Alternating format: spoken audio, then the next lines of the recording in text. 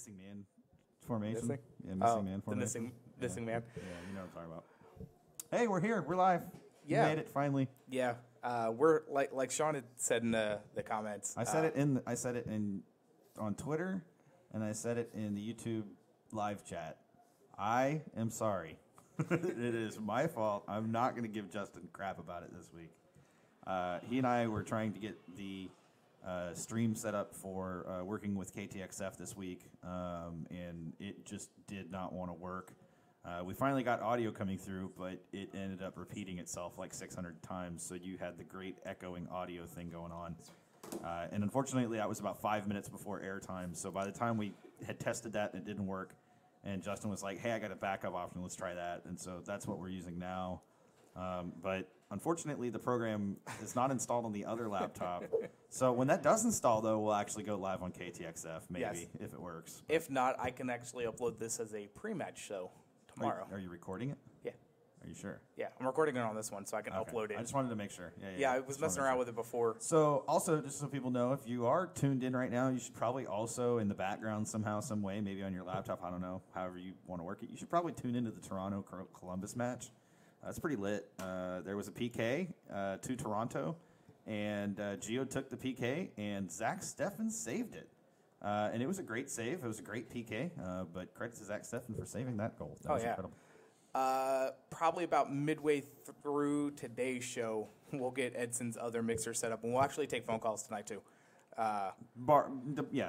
If you want to call in and talk to us, you can. You can also throw us your questions or your thoughts in the YouTube chat. I do have it up, and I am watching it tonight, so feel free to just throw anything out there that you want to talk about. Yeah. And we'll get it in. We don't really normally we have show notes. This week we kind of decided. With the Dynamo being in Leg 2, with the matches that are on right now, which is also a U17 match that's on, if I'm not mistaken, right now. Yes, and I should bring it up on here. And then all the other news of the week, that this was kind of going to be a fly by the seat of our pants kind of week. It's going to be more of an open forum, too.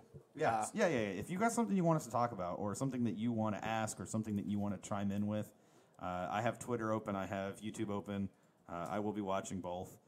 Feel free to add us. Feel free to say something in YouTube chat. Andres, I know you're in there, so say something. Anything. I don't care what. Give me something to talk about. Yeah. So we'll probably, because we are a little behind, we'll take our first break at 7:20 for radio purposes and editing purposes. Sure. But initial thoughts, I guess we'll talk about the last Dynamo match. There wasn't a Dynamo match. I'm sorry, you're mistaken. In front of a capacity crowd. There are a few takeaways from that match, but I think most important, and you've already hit on it, but I really need to call this out. That was the most electric fan presence at a Dynamo match since the heyday of the MLS Cup runs in general at Robertson.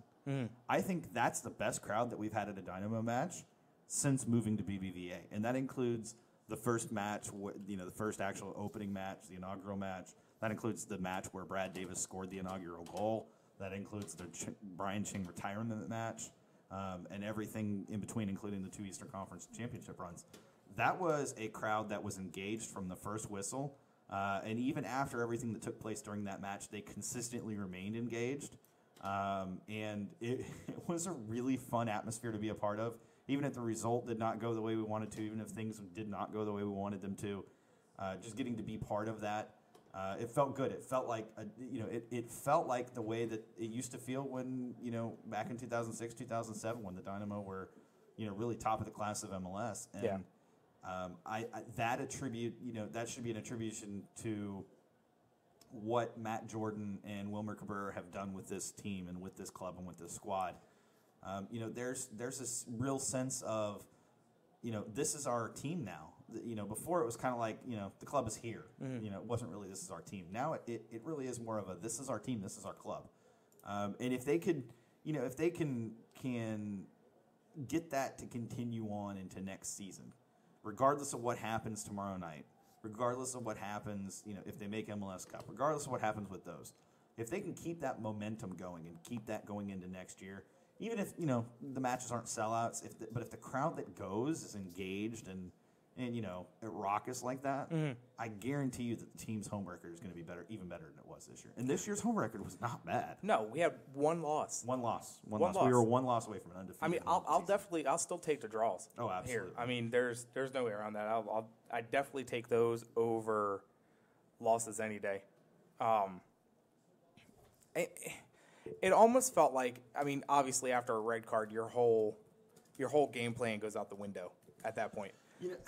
So I initially, while in the stadium, and from my angle, I actually did not see Jaleel pull the player down. But then I did my due diligence. Oh, there was a handball. I've got the match on in case anybody's wondering. Also, got the U.S. match up there. Oh, nice. Oh, yeah, I've got dual. This is kind of cool. We need to do this more often.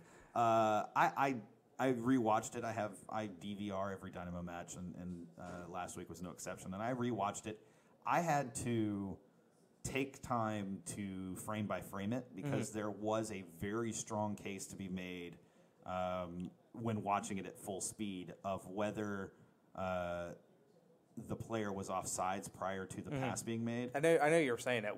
I hadn't had a chance to actually go back and watch it due to work. I've watched it, and I can safely say the player was one step onside. He was onside. He was actually better than level. He wasn't even past the defender. What happened was basically our center defender was just a hair, just like a step further back than everybody else, and he stepped forward to try to pull him offside, and he made his run at just the right time. The pass was made at just the right time, and it just caught everybody out. Yeah. And then Jaleel did pull the player down. It wasn't an incidental contact. He definitely had him by the shoulder. He definitely attempted to pull him down. Now, whether he actually had enough force behind it to pull him down, the player probably exaggerated, but even still, it was contact in the box. It was a pull in the box. That's a PK. Now, with all of that said, it is very harsh for a referee to also give a red card in that instance. That is a very uncommon thing in soccer nowadays because even Premier League is trying to push away from that. They constitute it as basically double jeopardy. It's you're double penalizing the team. Look at the Dynamo. You're double penalizing the Dynamo. You give them the PK. They have to deal with the PK. God bless Joe Willis for that save. You give Seattle the PK, they get the advantage of that, and then they get the advantage of the extra man now. Yeah. And it was an extra man for a good long period of time too. Look who decided to join us. Now give him credit. I did make him walk the dog when he got home, so kudos for that, sir. But all of that to say, it was fair by the ref. I didn't like the red card. I thought that was a bit egregious, a bit overbearing, and a bit much by the ref, considering kind of the way that they prefer that to be called. But he had every right to call that. It was definitely a PK. I can't argue that, which I really wish I could. Like I said, I really wish I could argue that he was offsides. He wasn't. But I did my due diligence, and it is what it is. The Dynamo should have never allowed the players to get in that position. The defenders should have never allowed themselves to be in that position. It's heartbreaking to see, but I think there's a positive there, which is, hey, Jaleel Anibaba cannot play next match. True, and I gotta say that I know a lot of people are kind of reluctant to accept that it was a red. At least it's not a red. You just missed my entire 10-minute spiel about why that's not a red card. Get out. Get out. No. Go walk Cassigan. Go walk him now.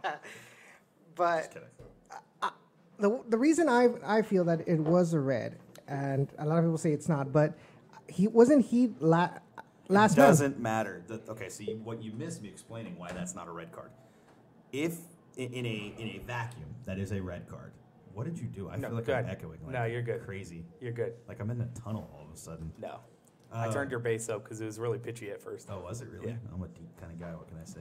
I got that midnight DJ voice.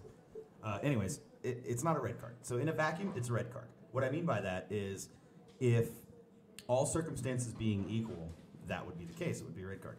However, there's a kind of a standing knowledge right now, a standing taboo. As a referee, you don't double penalize a team anymore. It used to be that you would do that. 2-3 seasons ago, that would be the case. They do not. They actually encourage them not to do that. By double penalize, what I mean is red card means you lose a player, you're down a man, and you suffer the PK. You are double penalizing a team for it. So, is it a red card foul without the PK? Yes. With the PK, no. It's not a red card. It is a foul. It's not a red card. It's a yellow card. Now I understand. I don't agree with that But Well, that's because you come from Liga MX, so shut up. Jeez. Everybody Solid. flops in Liga So MX. we're gonna hold that thought. We are gonna take our first break. That's awesome. I got to rip him and then Yeah. go right to break. Well, That's now perfect. he has a whole minute and a half to think To about. think of his rebuttal. Yes. But be sure to follow us on Twitter at ThePeel05, Facebook, ThePeel2005, our website, ThePeelLive.com, and DynamoTheory.com. That's where all our articles and our show will be posted. And be sure to listen to us on KTXF-db, The Real, part of the Texas Sports Review Network. We will have this show uploaded on there a little later. Maybe we'll do a primetime show, have it run at 9 o'clock. Oh. Yeah, maybe. You're not going to be out of here by 9. No, probably not. You're No, like- I need to get out of here by 9. Well, no, I know, but I mean, Yeah. depending on when we end and how Yep. quick you pack up, you won't be out of here by 9. When we get back, we'll pick up a little bit more on the Seattle conversation, and we'll... There's Will Bruin to talk about, so yeah, we'll definitely have to go into that. That guy. Yeah. I love the guy. What are you talking about? We'll talk We'll about it. We'll talk about it. we'll talk about it when we get back, and we'll Perfect, have the... perfect tease. Well, the phone line's ready for you. Yeah, well, if Yeah. Edson decides to get a call. Okay.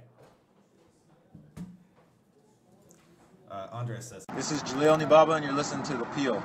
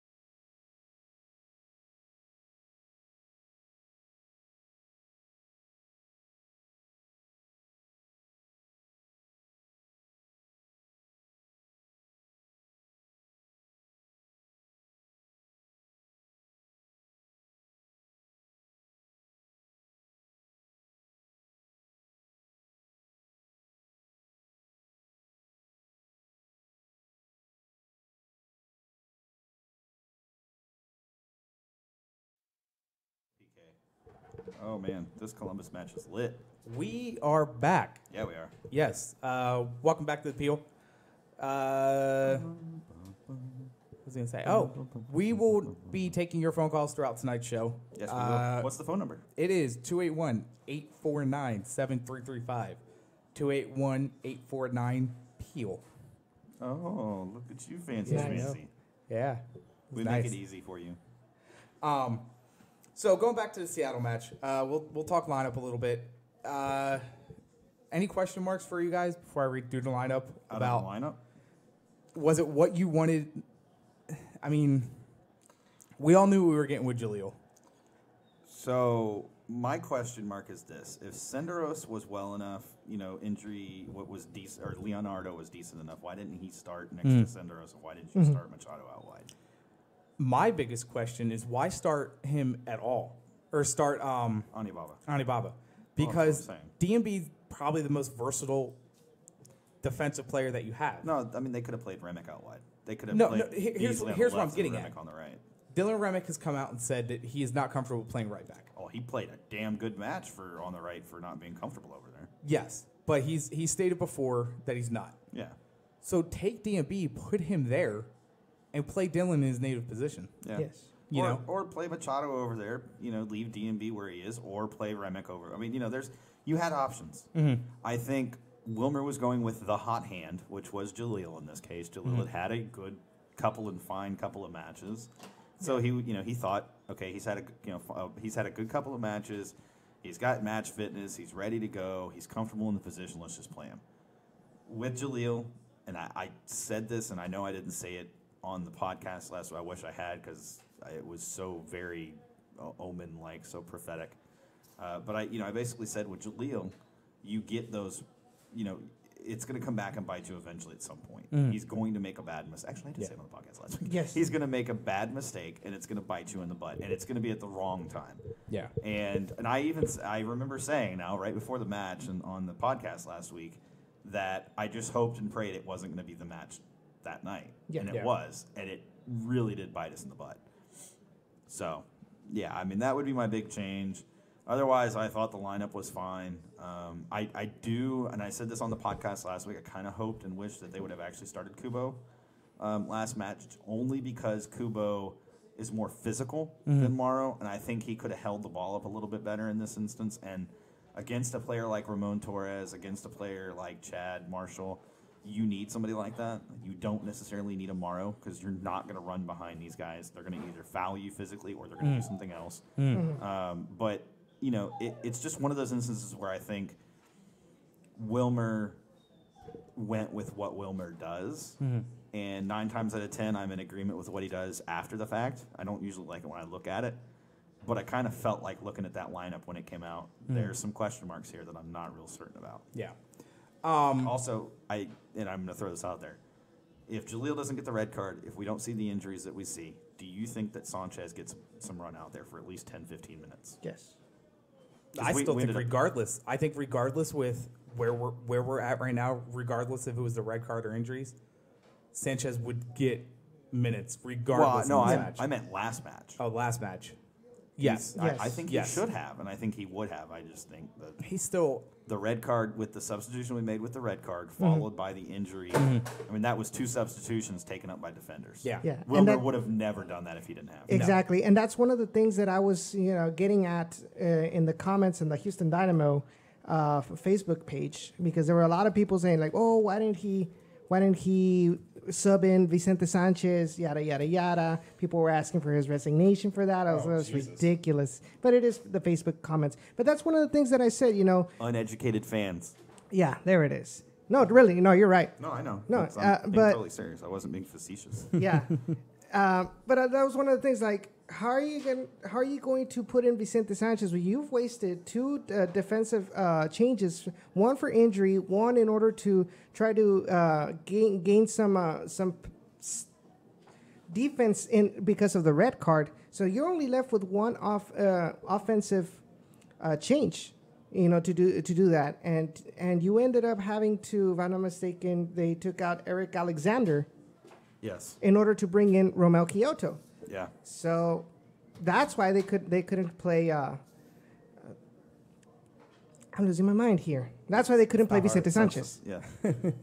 So I'm just looking at the England match. Yeah. Well, I'm watching the commercials now for the Columbus match, but I lost what I was going to say. Because I looked over at this and I see players. players. You guys see what I have to work with here? My gosh. I get the guy that can't remember what he's talking about, and then I get the guy that can't remember what he wants to talk about. Anyway, Tweedledum and Tweedledum. So the lineup. Wilmer had wheeled out this one. Morrow up top. Oh, it's backwards. No. Alex, Martinez, and Elise. Alexander and Cabezas is your mids. And then your Anibaba, Machado, Senderos, and Beasley as your defense with Willis and net. Yes. Still no word on Tyler Derrick either, which... yes, Can there we won't forget be about- word for another 2 to 3 months minimum. Great. I suspect, and I don't have anything to back this up with, Tyler's gone at the end of the season. Because of this? Yeah, I mean, without a doubt. I mean, it's a, there's not the first time. That's all you need to say about that. But I don't think he's gone in the capacity the team's going to release him. I think they probably leave him exposed in the expansion draft, which I wasn't originally going to do until this happened. Okay, so then let me ask you this. Can Callie Brown fill that hole? No, yes, he can as your backup. Joe Willis is your starter. He's your backup. The answer is yes, he can. Yes. He is. I mean, he's doing it right now. So Yeah. yes, he is. I mean, he did it last year as well. Callie Brown is capable of pushing Joe Willis, and that's what we need. And I can't believe I say these words because hearing them come out of my mouth, it's cringeworthy. But it is time, with everything that's happened, for us to move on from Tyler Derrick. If you had to grade him over his time here, what would you give him? I mean, because 7.5 to 8. He's been a fantastic keeper for us. But well, there comes a you've point. got to roll it all in there too, off the field, on the field. No, I know. I still would give him that because I believe that he was probably a 9.0 keeper before this second incident. Yeah. He's had other incidents before, but usually, one of them was he was back. He was basically standing up for a teammate at a bar, at a club. At a club, and a club known for bad things. Yeah. And the second incident was basically identical to what he's currently dealing with right now. Okay, that's a replay, a highlight from halftime. Sorry, I was like, Combs got another breakaway. How'd that happen? It's a short halftime. But taking everything of Tyler into account, I do think a 7.5, 8.0 is a fair assessment of his time here. 90%, 95% of his matches, 95% of his time with the club has been fantastic. That 5%, that 2 or 3 incidents, 4 incidents, whatever it may be, it mars his entire time here. Some people are going to give him lower. Some people are willing to forgive it a little bit more.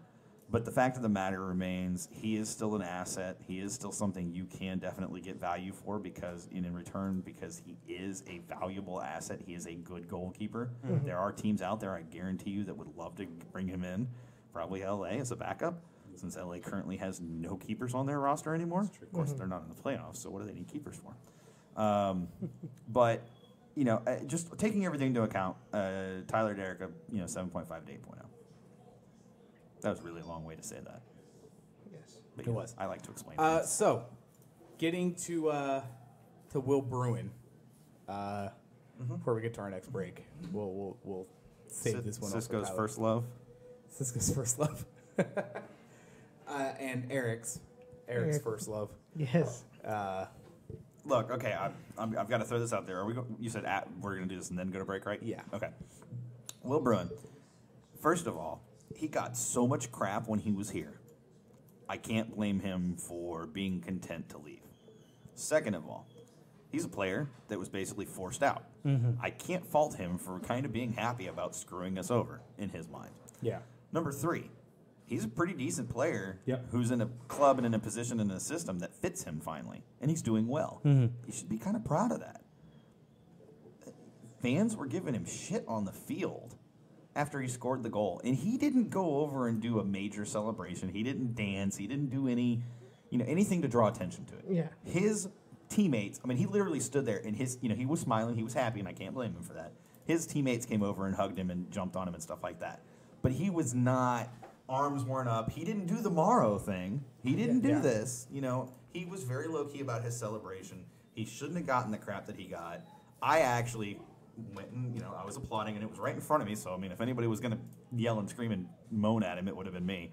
But you know what? I have a lot of respect for the guy. I really do. He carries himself more professionally than most people realize. Yes, he had an incident when he was here where his girlfriend took over his girlfriend chewed out some fans because they were bad-mouthing, her boyfriend, a.k.a. Will Bruin, and they're now married. But they addressed that. They worked through that. I just think that a lot of fans, I don't think, really understand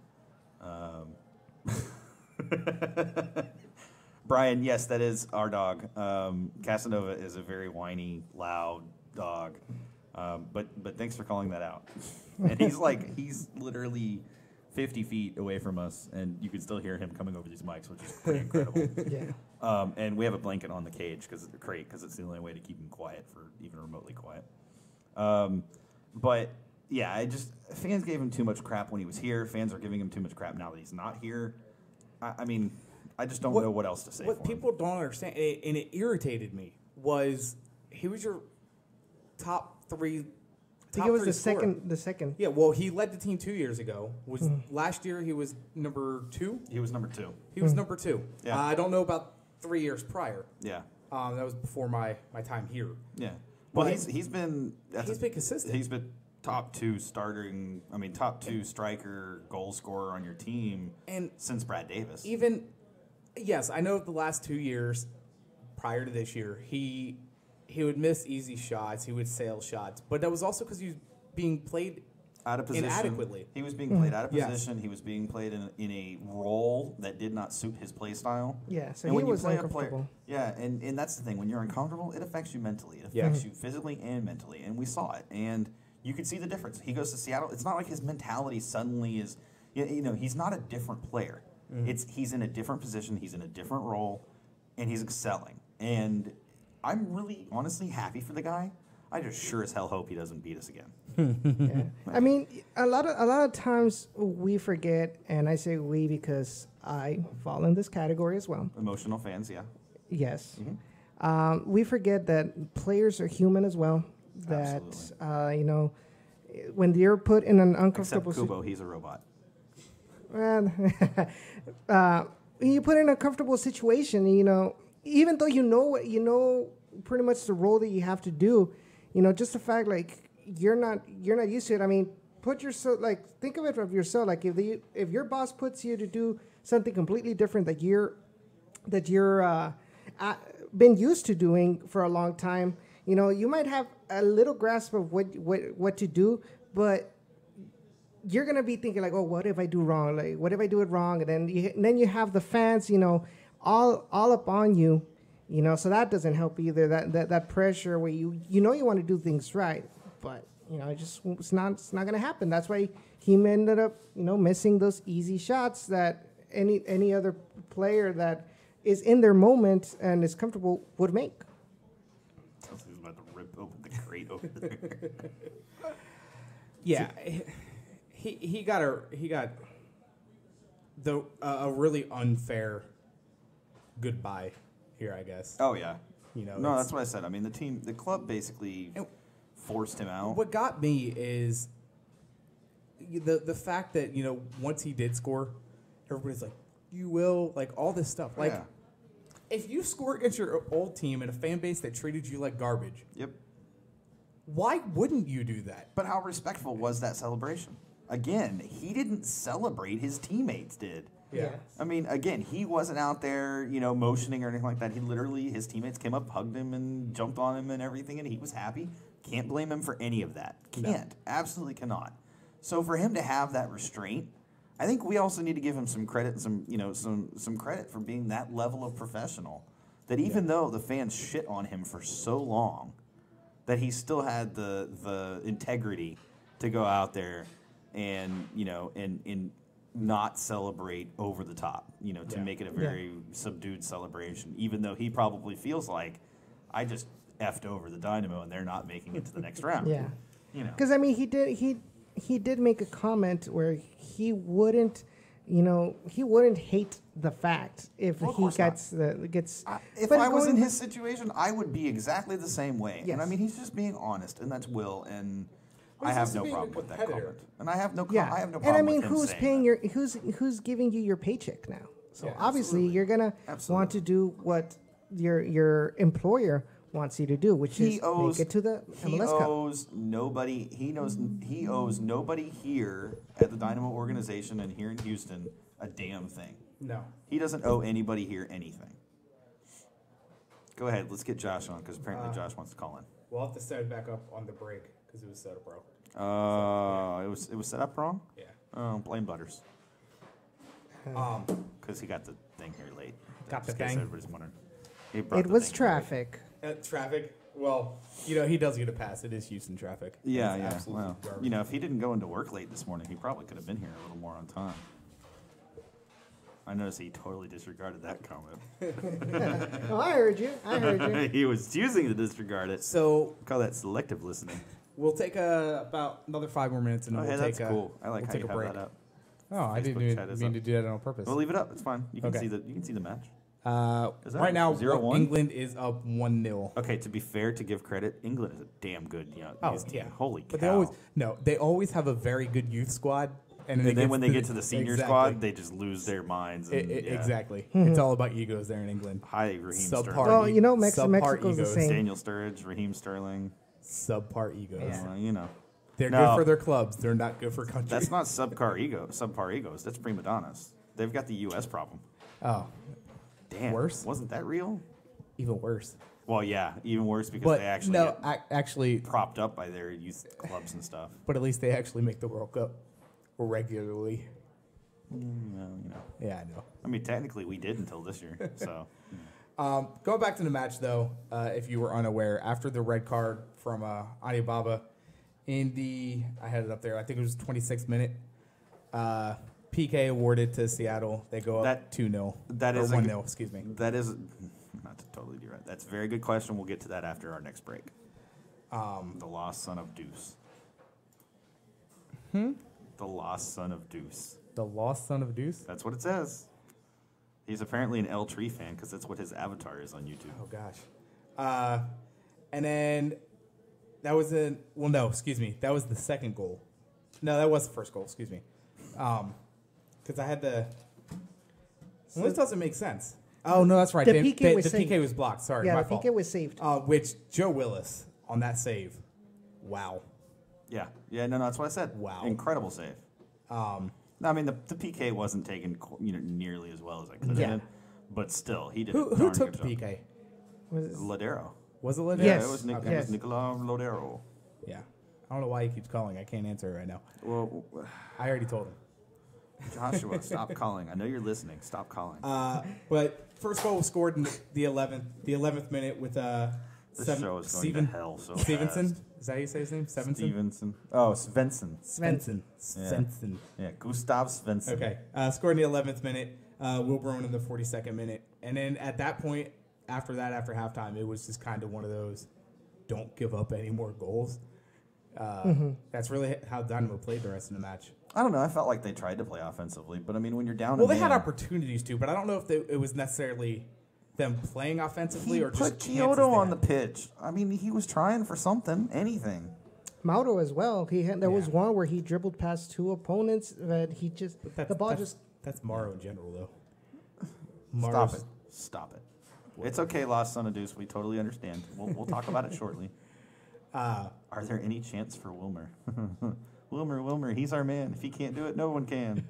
Any chance for Wilmer? Any chance? Chant. Oh, chance. Rah, rah, Yeah, yeah, Wilmer, yeah. dale, Wilmer. All right, we should really get to the next break. I think Yeah. you're done with whatever point you were attempting Yeah, to yeah. make. I'm done. We'll talk about the You're next like, match. I'm so done. Well, I want to close the book on this. It irritated me. Well, this is a good point. We will talk about this Yes. before we talk about So next match. when we get back, we'll pick up and we will have the phone lines hooked up, and we will properly at that. Yeah, we'll set up for the next match. We'll talk about the daunting task that's ahead of us. But be sure to follow us on Twitter at ThePeel05, Facebook, ThePeel2005. You can check our website out at ThePeelLive.com. Check our friends out at DynamoTheory.com. And, when we get back from break, we'll pick up the next match. No, we'll talk about what we have to talk about. Yeah, next match. Hi, I'm Andrew Wanger, and you're listening to The Peel.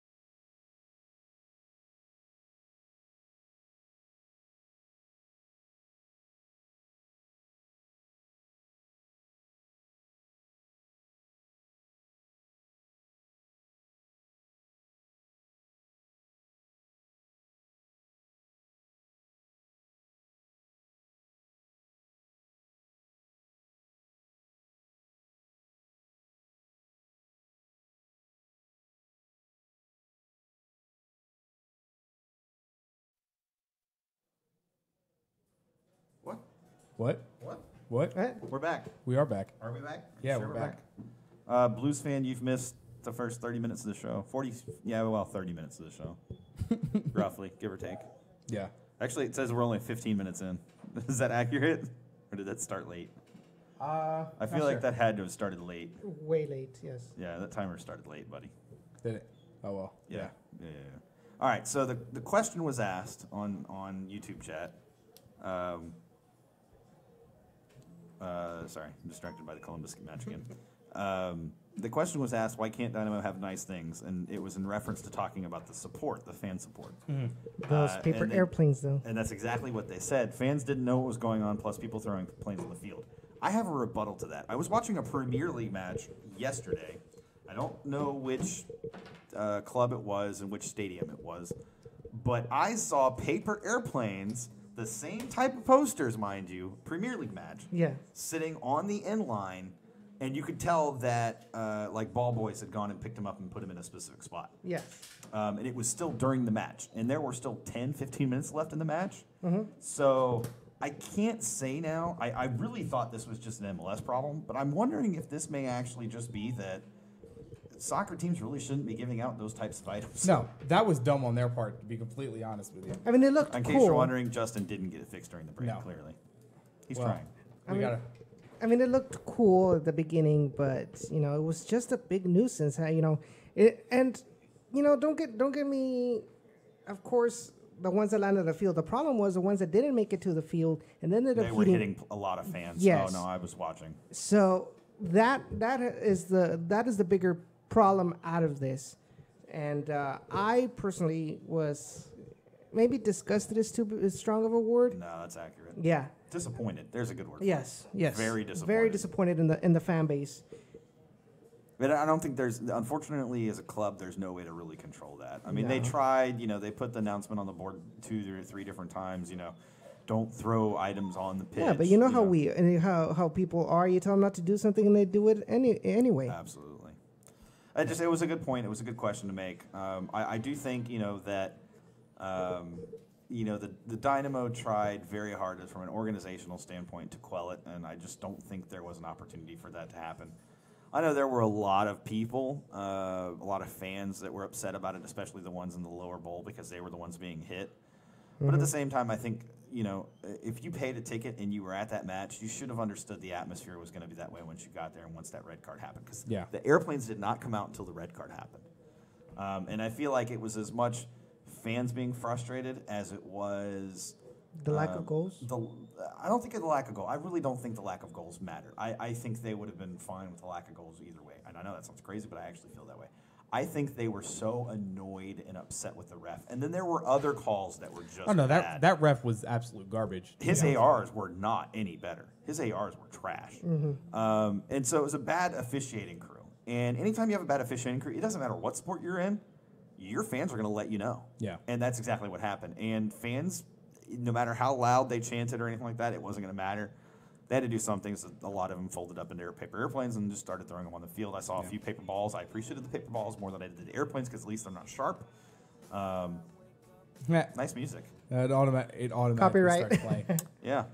It's a good thing we have licensing for music. So It's Gary Clark Jr. It's not. Yeah, Blues, I'm well aware, but at least they made it. At least they attempted, You need me to turn it so you can see the chat? Let's go ahead and we'll call Josh. We'll get him on finally. I got it working. We'll have to figure out how to do it with the other. Get him on from Seattle? Is he in Seattle yet? I don't know if he's in Seattle. Is he on the airplane? Because that'd be kind of cool. That would be kind of cool. Although we probably wouldn't be able to hear him very well. Yeah. Hey, Josh. Hello. Can he not hear us? No, he can hear us. Josh. Hi. I Hi. Can hear you. Hey. Can you hear me? Yeah, we can hear you. Are you on a plane?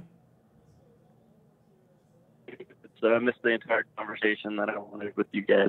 Oh, well. You were trying to call and it wasn't hooked up yet. That's what I was trying to tell you. Hold on. Gotcha. Yeah.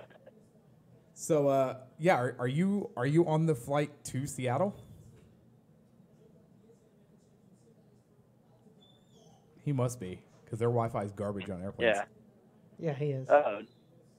No, I don't think he is.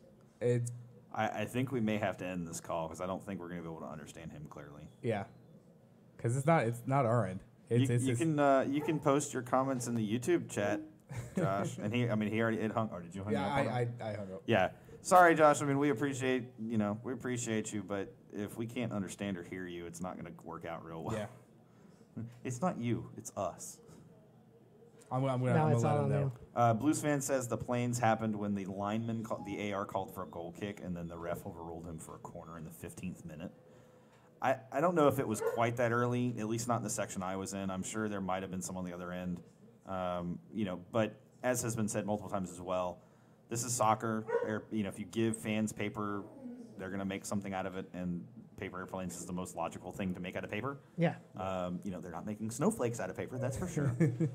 And so, and then they're going to end up on the pitch. They're going to end up hitting fans. I mean, it's just a very common thing. And, the club has to do better in terms of how they handle stunts and things like that. My issue was, fans here have been known to do stuff like that prior. I mean, this is not a new thing. What? No. So yes, as it looked really good on TV, it looked really good when I went back and watched It's amazing what happens when you have a full stadium to actually do those sorts of things. Yes, but what do you expect was going to happen? I mean, did you honestly? No, absolutely. They were hoping for Houston to come out early with a 2-0 lead, and then fans would have been happy. I still think they would have been doing paper airplanes and stuff like that. I mean, they would have done something. It's you have something to play with. I mean, it's just the nature of people. It's human nature. So to welcome, Liam. We appreciate being in the YouTube chat. Sorry not to derail you. Go ahead. Yes. So I guess we switch gears to this match in Seattle. Yes. I can't say that I'm optimistic. I can't say that I'm pessimistic either. I'm like on that borderline. Like I really don't know how to feel about this match. I mean, I know how we played against Portland in Portland. Like all you want to know is like how it's gonna end. Like, yeah, I kind of want it to be done already because it's one of I'm scared. I'm excited because we had that Portland match to go on, but I guess because we're also down another player now. It's not going to be able to play. 2 away goals. Yeah, we still have the 2 away goals, which is crushing. Better than 3. It is better than 3, but Cass is trying to talk about it. Well, he can talk about it all he wants, doesn't? But I'm gonna have to listen. It's tough. It's tough to try to come back after 2 away goals. Thank you, Edson. Because now we have to score 3, or take it in extra time. Correct. And well, you go 2 up in regulation, and you have momentum, and then going into extras, that's fine. Is that Josh calling you back? No. Oh, I guess their flight leaves at 5 a.m. tomorrow. Oh, red eye flight. I'll be at work tomorrow. There was one. Oh. I'll be at work at that time. By an hour. Yeah, actually, 4 o'clock, right? Probably be at work at 4. Whew. What's lucky is I have that hour window. I'm scheduled at 5, but if I come in at 4, I can be late and not really be late. Well, yeah, that's true. Nice. Yeah.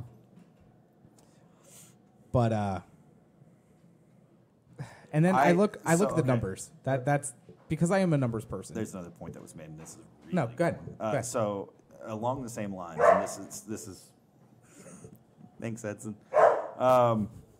Andres says MLS playoffs take such a long time; it's absurd. The format really should be changed. We'll get to that in a minute. I just wanted to call it out while I saw it on the chat because this chat is actually kind of going kind of fast because there's people in there. It's fun. Well, his comment about the time in between. I mean, we had to factor in a FIFA break. Well, and what he's saying too is our last game before playoffs was on October 22nd.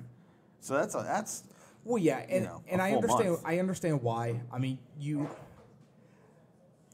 MLS wants to be on the big stage, but you would get crushed in ratings because guess what else was going on? See that hat that Sean's wearing? That's what was going on at that time. So guess where your ratings are going to go? They're not going to MLS, except for the hardcore fans.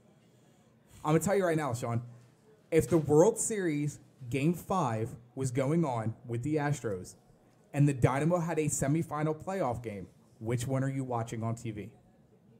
Well, yeah, if it's both Houston teams, but that's Houston versus Houston. Okay, but still. That's only going to be a once that's not going to be very I understand frequent. that. So the but real on question a needs to micro be, level, the what real are you question watching? needs to be how many people are watching the World Series in, let's say, Kansas Makes sense. versus, and Kansas City Royals have been out since, they've been out. Yeah. They didn't even make the playoffs. So Kansas City Royals have been out. How many people are watching in Kansas City? How many are going to watch the MLS playoffs versus watching the World Series? And your point is absolutely valid. More people are going to watch the World Series because it's a final. It's more intense, whatever. But the fact is, you can't keep this format up and expect teams to compete effectively. I don't think for the growth of MLS it's a good idea. I think it's even worse for the growth of MLS because your teams are coming out, they look lackluster, and this is you wanting to be on the big stage. I understand the FIFA break. There's nothing you can really do, but you can change your schedule. I mean, Bundesliga takes a break right in the middle of their season because it's cold. Yep. It's the same concept. You can do it. Mexico has 2 seasons. I never want to see 2 seasons. I don't either. But I MX think is the stupid. concept. I think the concept though of the Well, we follow the break Argentinian model. I think the concept of the break of the split in between, regardless if it's 2 seasons or 1 season, that's what we need to do. Now we say that, and here's the caveat to that: you have a team in Minnesota now. Mm-hmm. Minnesota, even in November, in January, and February, hell to the no. That's worse than that match that they played in Colorado, the Chile match, when it was a foot and a half of snow. Megan was at that match. That match was fantastic to watch on TV, by the way. Costa Rica, thank you, not Chile. Yes. Lost on a deuce. And this is exactly where I'm at. He said he's still happy even if they lose for the Dynamo. Absolutely. And this is what I've been trying to put into perspective all year. Oh, yeah. Is that this team was in last place the last 2 years. Yep. The fact that we got to competed for wooden spoon last year and only missed it by 2 matches. Something like that, yeah. Yeah, 2 results. But the fact that Toronto scores, Josie scores. Hey, where was that in Trinidad? Ass. It was left in the river that he had to walk across. That he had to have somebody carry him across. The whole 3-foot long river. It was 4 feet wide. Whatever. The width. It was an inch and a half deep. He couldn't even wade through it. And here we are dealing with 6-foot deep floodwater, and we still got the luckies to watch the game. I know. Dick. Jackass. Yeah. But that's what I've been trying to do is put it into perspective last year. Oh, yeah. This team got to where they're at in a year. I mean, how many sports can you say that in? Baseball, it typically takes 3 to 4 years to rebuild. Yeah, look at the Astros. If not longer. It took 4 years. Football, 5 years. the Texans still can't get it right. Well, it doesn't always take that long. That's what happens when you have Bob McNair as your owner. And Rick Smith as your GM. Basketball, unless you have money, look at the Sixers. It could take 6 years, 7 years. Okay. Yeah. Yeah, well, I should probably go to break. It's the top of the hour. Oh, hey, top When of we the get back, hour. we'll finish this Well, conversation. see, Kat, that's what Cass has been trying to Yes. tell you. You've been ignoring him. It's your fault. I know. Be sure to catch us on Twitter at ThePeel05, Facebook, Yes, sir. ThePeel2005, our website, ThePeelLive.com. Check our friends out at DynamoTheory.com, and also catch us when we have it working on the TuneIn app via KTXF-db. The real actually reversed that. Yeah, I was going to say, I think you reversed that. Yes. Every Wednesday, 7 o'clock. Depending on this match, we might be off next week. Just saying. We might still have a show. Maybe. Yes. Because we have plenty of off-season stuff to talk about. We'll be back in 2. Dos minutos. This is Jaleel Nibaba, and you're listening to The Peel.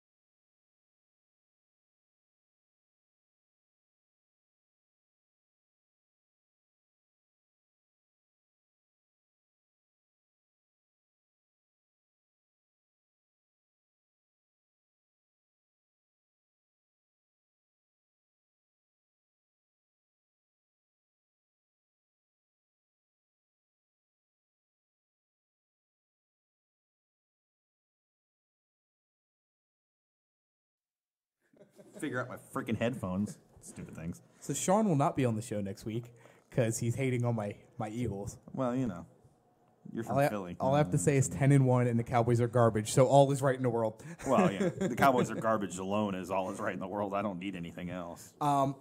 Also, be sure when you're watching the video to give us a like on YouTube.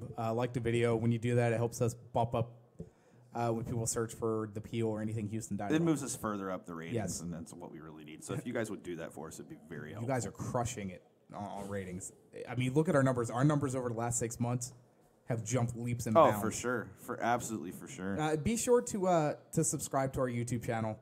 I know every like fourth episode tends to not be our greatest. This one probably ranks up there as not the greatest. Last week's with all the tech issues. Last week had technical difficulties, but I think the stream was fine because remember they didn't get a lot of them on the stream. It was only live that you had a lot of the technical difficulties. Yes, but I had to restart everything, so I had to restart new stream. That's true. So but anyways, what I'm saying Yeah. out of that though is that last week was actually show wise, like content wise, was Yes. decent. Derek, by the way, having Derek on was fantastic. I love having him on. So Derek, if you are listening, you're probably not, but when you do listen later, because you will listen to us on podcast because you're great, like that hashtag Dynamo Theory is awesome. When you do listen to us, just know we want you back on anytime you're available. Yes, and definitely with the off season chat is always fun. Well, we definitely have to have our roundtable. We definitely need our roundtable. We should do, and I wanted to kind of do it last year. It's just timing was off. Josh ended up coming over. That won't happen next year, but okay. No. I mean, for the draft, do it like we were talking about doing a setup today, watching this game with the lights. Yeah. Having more of just a BS session, forum type deal. We call that a couch session. There you go. Yeah. Well, I think we are going to start doing that at some point, especially during the off season. Oh yeah, for sure. Or hell, if I'm off for the MLS Cup. And those don't have to be live either. Nope. We can do it on just Facebook Live or YouTube Live. Well, yeah, and that's what I'm thinking. And I agree with you. We could really talk about this off air. This isn't something we have to have on air, but that's good discussion. Just so you Everybody can jump in. I concur with you. Yeah, actually, if you want us to do that, you guys should definitely chime in and say that because that always helps us to know that hey, our fans want us to do that too. Only because and Sean hates it. God, are you going to do 538 again? I'm going to punch you in the face. I stopped looking at them because you hate it.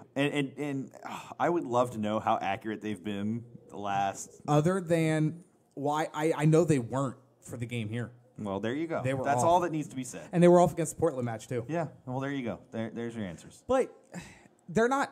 It's not wrong to look at because they look at. I never said it was wrong to look at. I just said it's useless information because it's just percentages. But it's all analytics. It is. And it is. I do like looking at the numbers and seeing how everything works, especially when you look at their algorithm. One, I could barely do basic math. Well, but when you look at it, it's one of those. How the hell did they get there? And 9 out of 10 times they are right. Yeah. 90% is a little high. Probably more like 7 out of 10.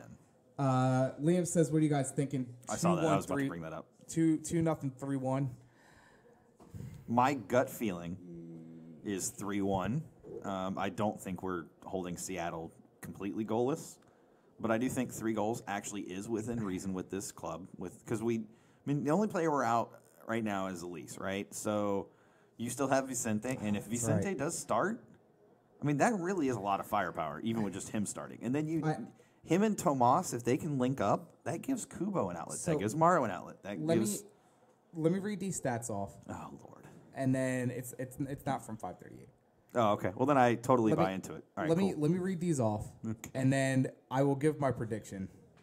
On the yes, what was that? I was throwing my mic at you. On the road, 10 matches in Seattle. Mm-hmm. Oh Lord. I know it sucks. Oh, I'm sure it does. 0 wins, 7 losses, 3 draws. Yikes. That's not the issue here. The issue it's is the turf. goal difference that kills me, and it's a negative 10 goal difference. Yeah. Granted, yes, and Josh would say this all the time till he's blue in the face. This is a different Dynamo team. Although I agree, you still have history plays a part in all this stuff. If you go and look at Seattle at home, they're dominant, just like every other or most MLS teams, unless you're LA Galaxy this year, which were the worst at home, and they were decent on the road. They were the worst. Period. Seattle playing in Seattle, that's a task. You add on top of that, now you have to score at least 3 goals. Thank you, Liam. Shout out to Liam. He just subscribed to the channel. Nice. I'm a numbers guy. It's painful. No, to look I at this. feel you. And numbers do play a role, right? You're right. I mean, there is some historical significance there. But it needs to be said, take it with a grain of salt, because historical reference only means, hey, this is what's happened in the past. As they say, records are meant to be broken. Statistics are meant to be proven wrong at some point. It's going to happen. Let's just hope that tomorrow is that time to be proven wrong. This is where it plays into my prediction. I mean, I think Liam called this out, and this is really good because this is going to be your slap in the face type moment. Seattle was winless in Houston until last week. Same situation. Correct. Good call out, Liam. Regular season or regular time. I think this game does go into extra time. Oh, of course. Overtime. Yeah. I say 2-2. Extra time is not overtime. It is extra time. 2-2. 2-2. Ooh, that doesn't work. Oh, that's right. No. If we go 2-2, we're screwed. So it'd have to be 2-0 or 2-1. No, it can't be 2-1. Has to be 2-0. Dynamo 2-0. That's what I said. Goes in the I said that. Goes into extra time. Yes. I have a feeling, because at that point, I do also think that stamina might come into play with some of these Honduras guys. Mm-hmm. I mean, granted, it's really only one. I was going to say the only one of them. Yeah. Kyoto.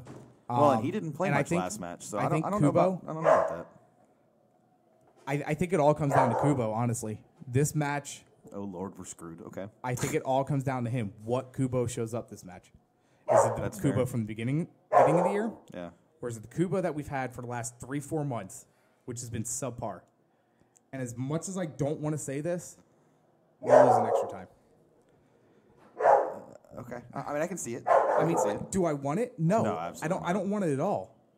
But I think it's Seattle and Seattle. It's that atmosphere.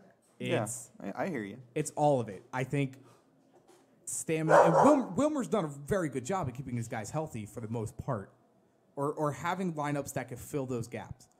But I think it all gets caught up today or tomorrow, or it all catches up to us tomorrow. But I'm not gonna. I mean, my prediction is I still think we make MLS Cup. I know that's insane to say at this point. I do think we make MLS Cup. The key here, and this is the one thing that I'm gonna say.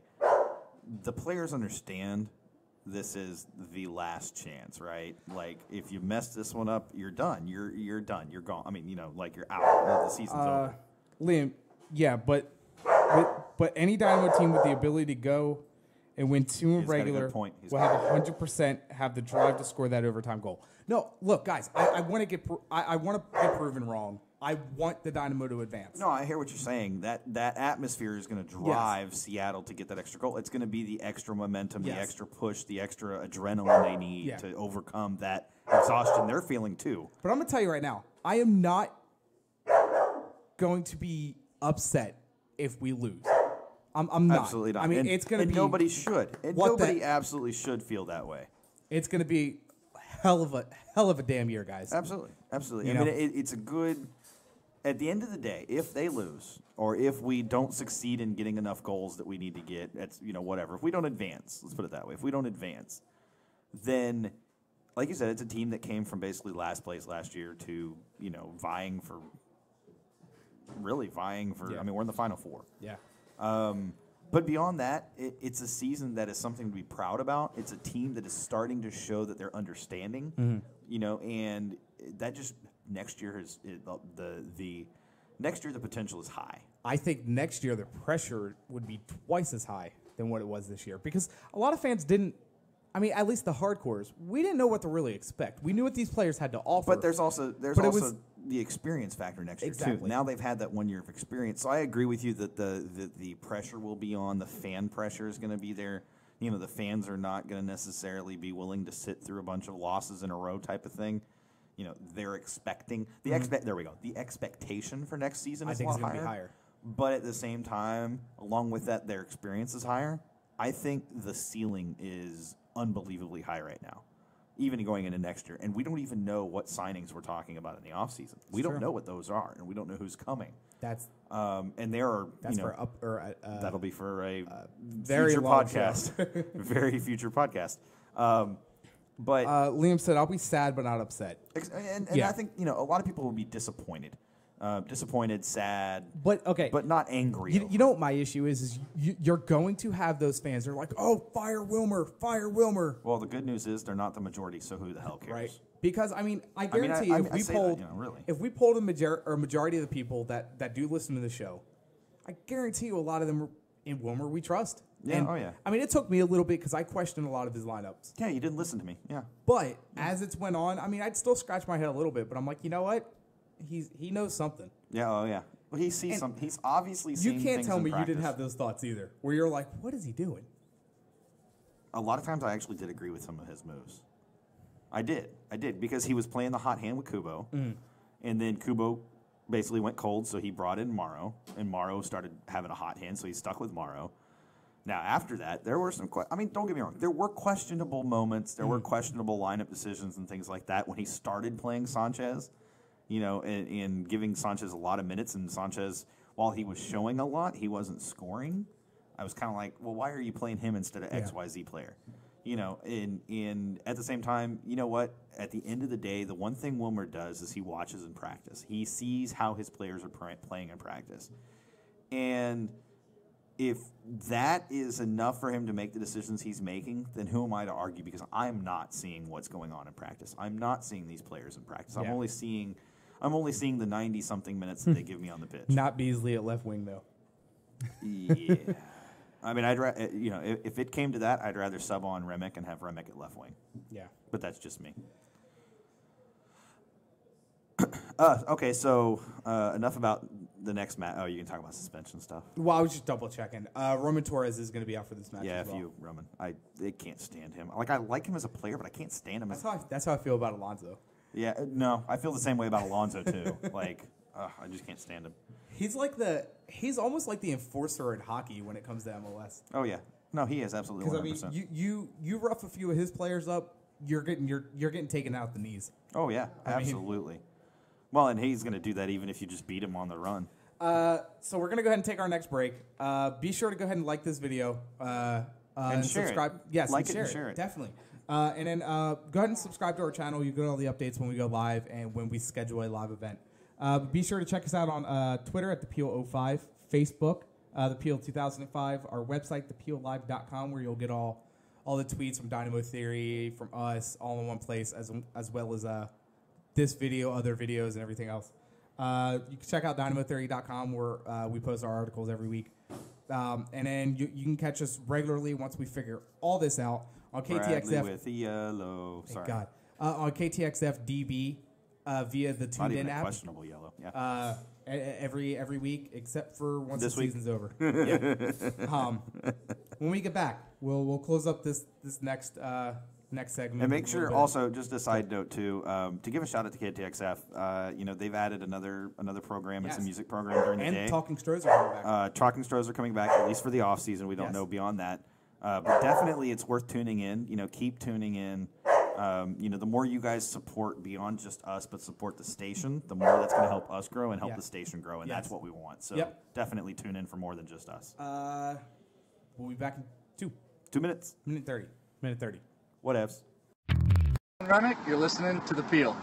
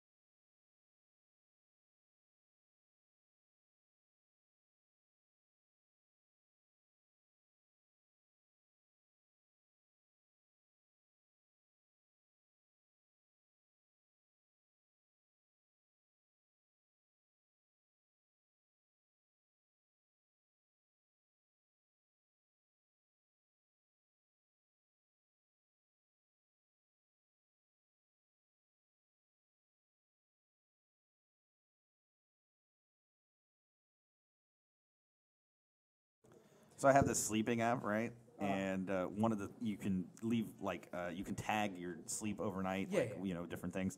One of them that I've added a special custom tag is puppy problems. That is why, right there. Just saying. I knew you'd appreciate that. So. That's funny. Anyways, welcome back, Liam. Thank you. Welcome back. I like when Liam's on. Liam's great. He so is. is Andres. Yes. So is everybody else that's on, whom Yes. I don't know because I don't know. Blues fan. I know who you are. Yeah. Edson, while you're cleaning up stuff, what is your prediction for this match? I feel that they're going to tie, but Seattle Sounders is going to get one. And it's He agrees He with concurs mine. with you, and that's without even hearing you saying that. Yeah. That's pretty cool. It sucks, guys. And look, I know I get a lot of shit because I'm a Philly fan, and growing up, you're kind of pessimistic because of all the crap you've had to deal with. Hashtag Philly fan. Yeah. But I'm also a That's realist. why you won't say Philly's going to win the Super Bowl. No, it's Yes. Yeah, you're like, oh yeah. I'm also a realist, and it's one of those. You're superstitious. Just say it. Well, that's it. I am very superstitious. It's okay. They're not winning anyways. Liam says he likes him too, himself. Yeah, that's because he's from Philly. Liam's not from Philly. No, Liam's not. Blues fan is. Blues fans from Philly? Yeah, Blues fan. Aren't you from Philly? You can correct me if I'm wrong. I would think he's because I'm thinking of hockey, thinking he's a St. Louis fan. No, Blues is in Chelsea. Oh, even worse. Yeah, I know, right? I know. I appreciate you tuning in, but damn, dude, really? Come on. When was the last time the Blues were good? 2 years ago? Oh, you mean St. Louis? Yeah. 3-4 years ago? They won the cup not that long ago. St. Louis? Yeah. I know the Blackhawks did. No, they did. They won. We'll look it up. Yeah, we'll look it up later. And if they didn't win, they made it. They at least made the final. I know you've read a bit more than I have. We do have some Houston Dash news.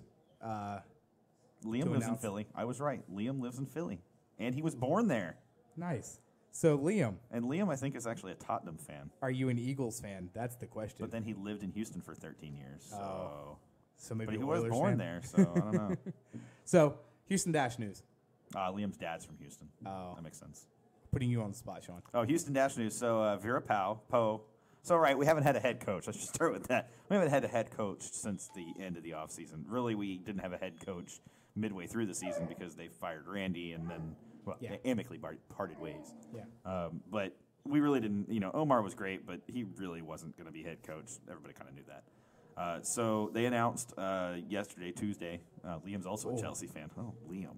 Oh, Oh, Andreas Liam. says Liam's a Cowboys fan. Oh, man. This conversation has gone south real quick. I'm blocking him from everything. That I have the power to kick you from the room. Anyways. no, he's an Eagles fan. Oh, okay. Finally, somebody else. I'm sorry for both of you. How many winning seasons have the Texans had? As many as the Phillies had the Houston last Dash. 10 years. Houston Dash. So back to the Houston Dash.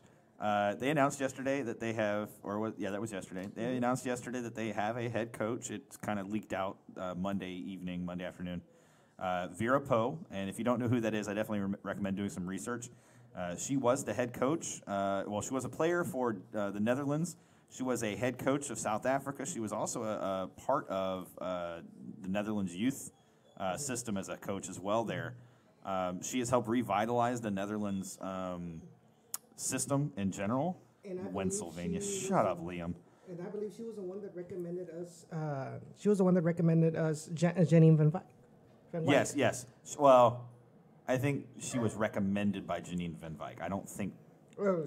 Yeah, I think it was I saw the other way. somewhere that Yeah. Paul recommended. Well, that is possible, but then that also means that they've been in communication with Poe all Something along, that which I- means why wouldn't you have just brought her over halfway through the season, but she was still coaching Something South that Africa? I just scanned Read. over. Yeah. She does hold a UEFA Pro license from the Yes. Dutch Football Yes. Royal Dutch Football Association. Yes. FIFA license, and she had gotten her Royal Dutch Football Association the UEFA Pro license with the highest rates ever obtained. So props to her. Yeah, no. That's she's- like on a roll. So, okay, tactically Dean's list. speaking and intellectually speaking, she is amazing. Mm. All of the players that I've seen so far love her, absolutely love her. And these are Dash players that know who she is, know what she's about. They love her. They appreciate her. They appreciate this move. This is a move and a step forward for the organization. What's key to this move, too, messenger check. What did you say, Andres, before you deleted your message? What's really incredible, though, is that she's a coach. She's a coach that... Damn. Thank you, Edson. Sorry, Edson. Edson's on puppy duty tonight. She's a coach that the players are getting behind, but also that the Dash are said to be, and this is coming from very valuable, very verifiable sources, that she is going to be surrounded with the necessary coaching staff, the necessary scouting staff, the necessary technical staff to understand NWSL as well, because she doesn't understand NWSL. She even said that in her interview with Corey, that she really didn't understand NWSL from a procedural and regulation standpoint, which is completely fair. She's coming from a system totally different. A good system. Well, but so it reminds me a lot of the Dynamo, right? The Dynamo did the same thing. They brought in Matt Jordan, who had a lot of GM experience in MLS. They originally brought in Coyle. That was never going to work. I think they knew it. It was just a temporary thing. But then they bring in Wilmer, who, while, yes, he does have the MLS experience, most of his experience was really kind of outside MLS from a coaching standpoint, minus Chivas and Colorado for a couple of years. Yeah. So it's the same kind of thing. He's an internationally renowned coach. Players love him. Sound familiar? Yeah. I mean, it really does. And so I think this can work. But I've said since Monday afternoon when it leaked, I said she has to be surrounded with the right personnel. And the Dynamo have to be willing to put some money and effort into that. Yes. So that leads me to my question. Is this a move for the organization to finally start taking the Dash seriously, opposed to what they had been doing prior? I sure hope so. Hal made the point that how must Randy feel right now? That he had 4 years and they didn't support him, and now Poe's coming over and now they're going to fully support her? Where was that support for the last 4 years? Do you think that she puts her foot down a little bit when it comes to this whole, for lack of better terms, of the organization making this a charity case? Do you think she pushes back a little bit and be like, no, it's a win now type deal? I do. Oh, Columbus had such a beautiful chance. I do, because she is a big part of the Netherlands, like what happened with the Netherlands youth movement from the women's side and the men's side is too, but mostly the women's side. She understands what it's going to take to get to get young girls involved in soccer locally and to get them involved with the club and get them buying into the club. So I do think she's probably going to change a little bit of how we approach our marketing. I don't know if she's going to have that impact maybe in the first season necessarily. Her focus right now is on coaching. Yeah. But I do think she's going to bring some of that. There's definitely going to be some of that involved. And I think we'll see the effect of that pretty quick, honestly, pretty fast out of the gate overall. But I think she's here to win. And she was very clear in what she said is that she didn't, she didn't say it, but she basically said it. Okay, so then let me ask you the looming question I have over her coming here and certain personnel. Is Carly Lloyd stay? Carly Lloyd backed her up. Carly Lloyd on Twitter came out. So and now, said she would approve Carly Lloyd actually wants to be here now. Is that no, it? Or it had nothing to do with coaching. It didn't. Everybody said. Do you think it makes her want to stay now, or is she? I still think she'll go. Well, I don't think it's okay. So it's not a matter of heart. I think it's a matter of she gets a chance to make extra money over there. And the contract situations are very different outside NWSL. Yeah, they're actual real contracts opposed to being a federation so contract. So I think she's probably going to do the same thing. She's probably going to play half a season over in Europe, probably with Man City again, and then half a season, basically the final half of our season over here. I'm okay with that if they can find a reasonable replacement for her while she's gone. Yeah, they have more of a heads up about it this season. I feel like last season it was kind of a late last little thing, kind of out of the blue thing.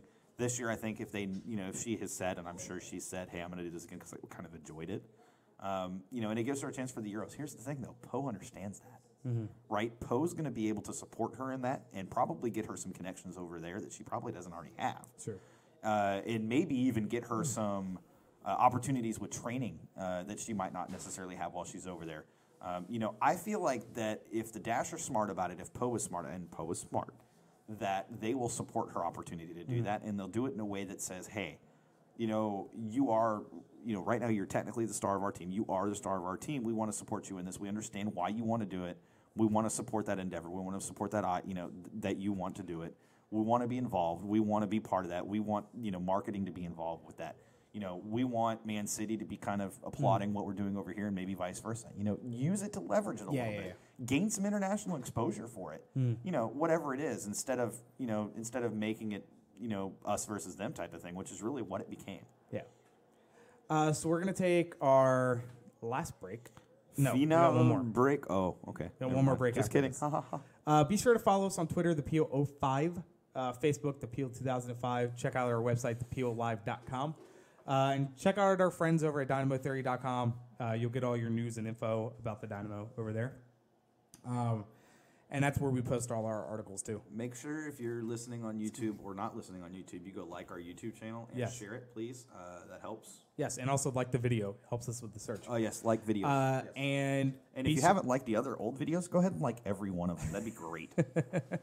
And then be sure to catch us most weeks on KTXF-db, The Real, via the Tuned In app, part of the when Texas. we get it working. Yeah.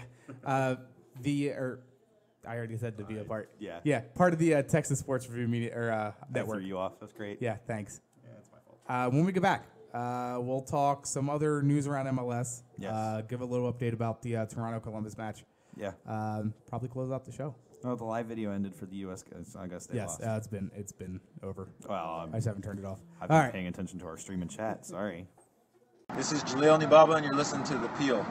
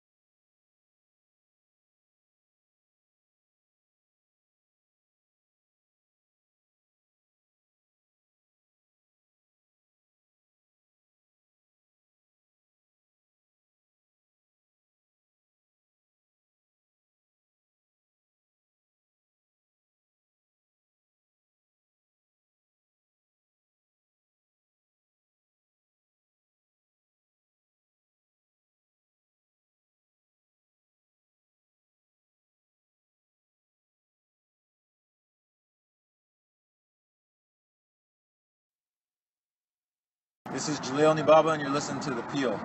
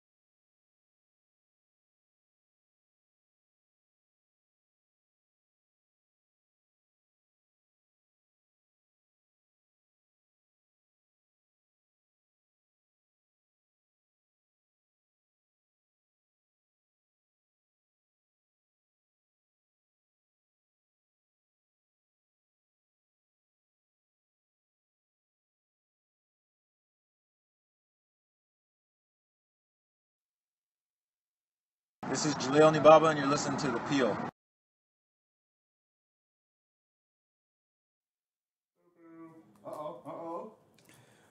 Oh, this is intense, guys. We need to watch this. You need to watch this, Justin.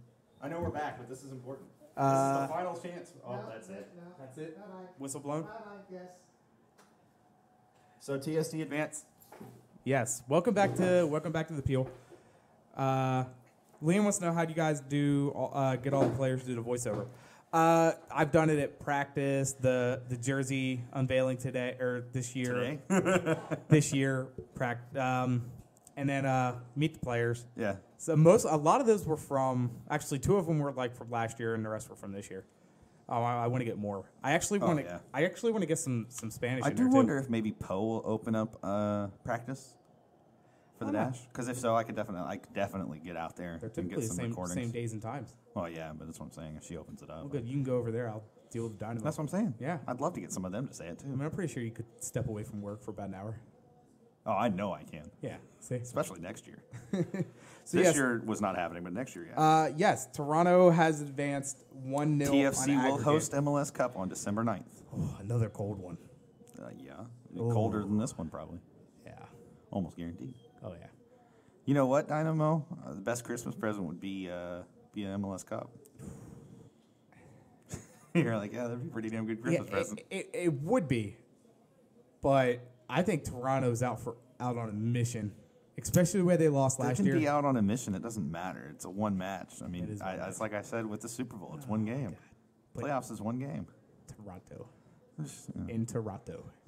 In the cold. Most of our things have happened. Most of our players are they from. only beat Columbus 1-0. Hey, most of our players are from below the equator. What's your point? Hey, Edson, turn that camera just a little bit towards Sean. No, it's okay. I don't need to be on camera. They don't need to see there. my ugly. I can see how I am on here. They can see me. I don't care what you say. They didn't say they wanted to see me either. You're going to get to Toronto, huh? You make that happen, I will be impressed. I'm not going to get you anything, but I will be impressed. I don't have money right now to get anybody anything. Yeah, so Stupid buying cars. That is our update. Yeah, it was a 10-minute update about nothing. So Toronto will host the MLS Cup. Okay, so there is something I wanted to talk about because we started to discuss it. Okay, go ahead. Well, it was other MLS news. Yeah, if that's where you're going with that. Well, it's not. But that's okay. So MLS has. Wow, you remembered. Yeah. I'm so impressed. MLS have narrowed it down to 4 cities. Yes. For MLS expansion. Oh no, okay. Cincinnati, expansion, but Detroit, expansion. Nashville, and Sacramento. I knew I was missing the 4th one. I think it's honestly it's got to be Sacramento and Cincy. Oh yeah, there's no way. Actually, I would rather see Nashville, to be honest. Cincy and Nashville, because it'll no, I know, I get that, but I think look at the layout of those cities, right? Did you see Sacramento is so far disconnected from the other 3? It has to be Sacramento. That leaves you to 3. So. Did you see the renditions of the new Cincinnati Stadium? I did. Absolutely effing gorgeous. Did you see the new renditions of the Nashville Stadium? Did you see the new renditions of? No, that was the only 2. Detroit didn't get one. Oh no, Detroit have renderings for one as well. Detroit they're playing at Ford Field. Yeah, no. They got renderings of they want a new stadium, so they've got renderings for one. That doesn't mean they're going to get it. But did you see the renderings of Detroit, theirs? as in the soccer team? Yes. Having their own. Yes. Well, that would be smart by the Ford family because other than Atlanta, well, I can't say that because Seattle has a pretty good atmosphere at CenturyLink. Yeah, I honestly don't think Detroit would have a great atmosphere. I don't think so either.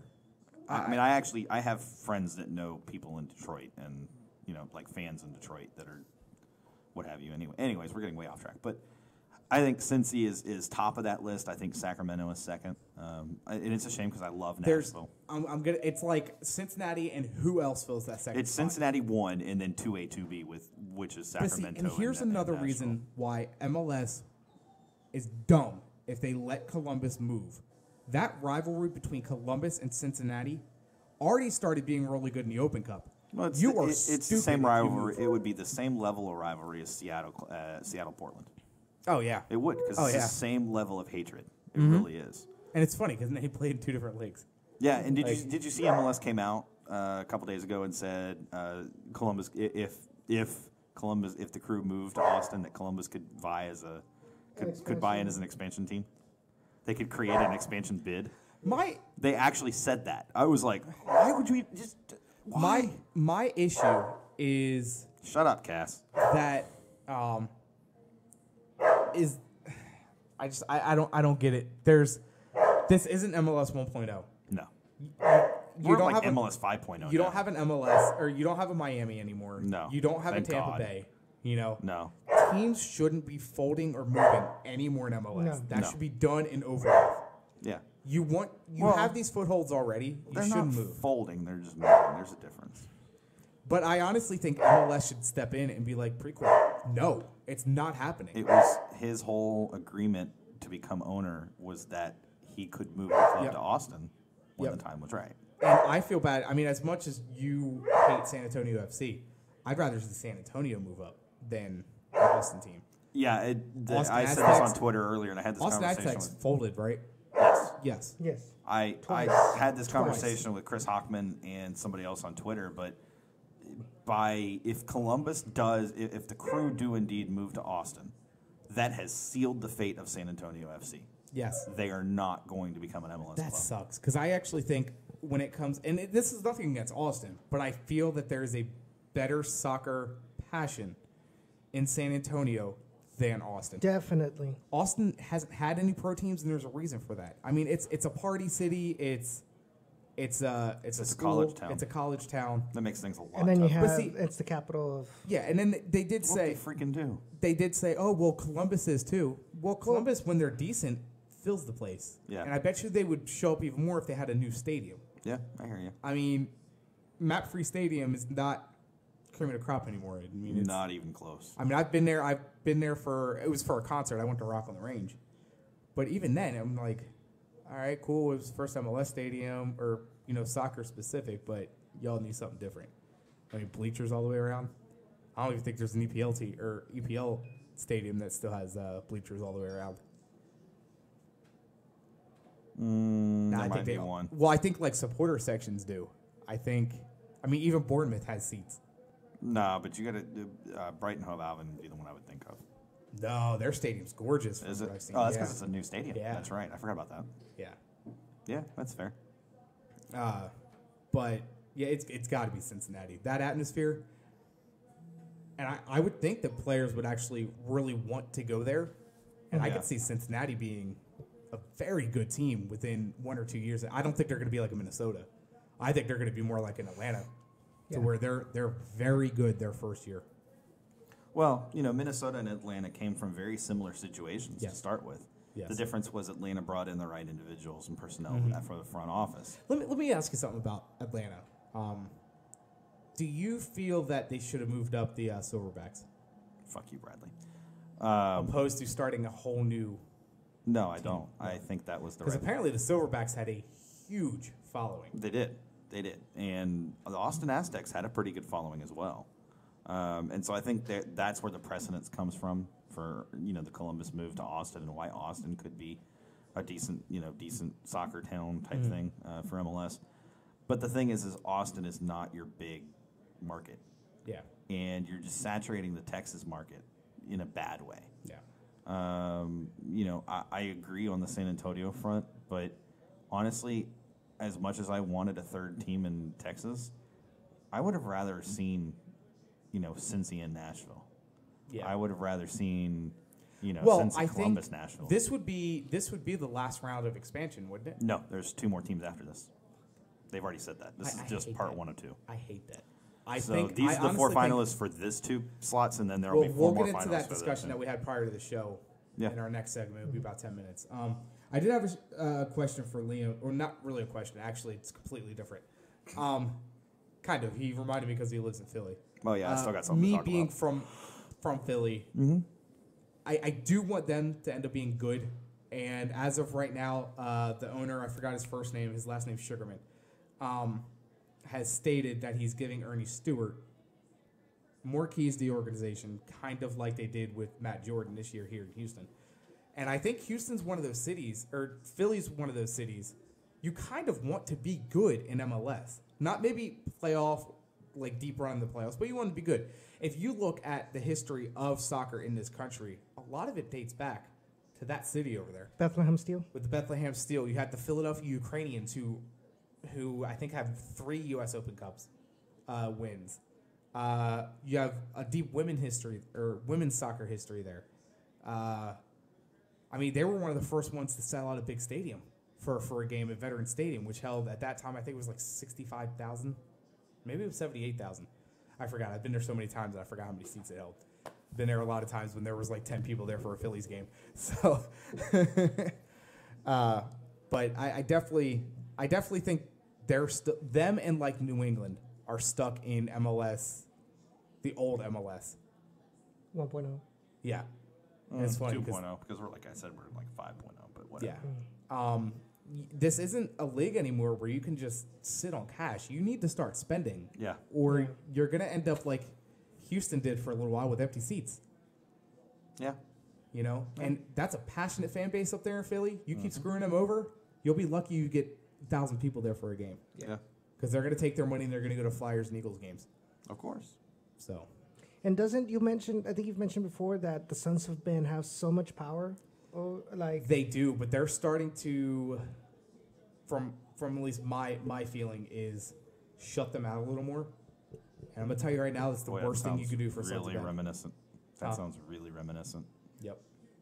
I mean, well, you know what? Sometimes an organization has to go through some. Sakowicz learned when he had his name written on a coffin and it was marked outside the stadium. He learned real quick. Yeah. And guess what happened a few weeks after that? Okay, well, they brought in Bedoya. Yeah. That was great, wasn't it? Helped so much. He did not fit that team. Well, you know what? It was a move to appease the fan base. As much as I like Jim Curtin, I think he needs to go too. Well, you know, beggars can't be choosers. No. So when we get back from break, we'll talk about some other newsworthy stuff. And I already forgot what I was going to talk. Oh, I remember what I was going to talk to you about on here about academies, expansion, all that good stuff. We got about 10 minutes. Okay. I guess I'll save my thing for another I don't know. You could podcast. definitely throw that in there too. No, it'd be longer than 10 minutes. Oh, well, we won't go to break then. No, we got a break. Okay. We can save it. It's Okay. not a thing that has to be talked about this week. Okay. So definitely check us out on the Peel 05 Facebook. The Peel. Start that over. That was terrible. You can check us out on Twitter at the Peel 05. There you go. You can check us out at the Peel 05. Okay, where? Facebook, the Peel 2005. Our website, thepeellive.com. Check us over at Dynamo Theory 2. We'll post all our articles. We got Alicia and Derek and Harrison Ham posting stuff over there all the time. Mm-hmm. And you can listen to us when we get it working on KTXF-db, The Real, on the TuneIn app. Like our YouTube Yes. videos, all of Yes. them. Like them and subscribe. Share our YouTube channel. Yep. You can And just type like in our channel, too. You can like our channel. You And just type subscribe in- to our channel. That's what it is. You just type in the Peel on Google. Good. Yeah, the Peel. He's gonna plug Down in the Valley. Watch. You know what, though? Give him credit. Yes, That was a I good know. show. Yes, That was a good good job, show. sir. so. Yeah, you know because you watched, right?